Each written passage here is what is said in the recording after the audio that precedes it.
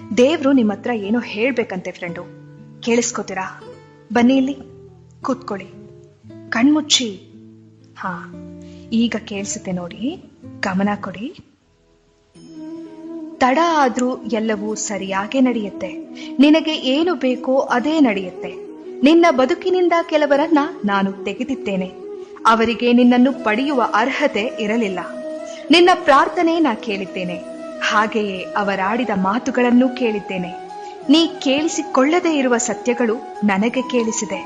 ನಿನ್ನ ಬೆನ್ನ ಹಿಂದೆ ಅವರಾಡಿದ ನಾಟಕ ನೋಡಿದರೆ ಅಥವಾ ಸತ್ಯವೆಲ್ಲ ತಿಳಿದರೆ ನಿನಗಿನ್ನೂ ನೋವಾಗುತ್ತದೆ ಎಂದು ನಿನ್ನನ್ನು ನನ್ನ ದಾರಿಗೆ ಎಳೆಯುತ್ತಿದ್ದೇನೆ. ಕಷ್ಟ, ಅವಮಾನ, ನಿಷ್ಠೂರದ ಮಾತುಗಳೆಲ್ಲವೂ ನಿನ್ನನ್ನು ನಾ ಪರೀಕ್ಷಿಸುತ್ತಿರುವ ವಿಧಾನಗಳು. ಈ 4 ದಿನದ ಕಷ್ಟಗಳೆಲ್ಲ ಬದುಕಲ್ಲ.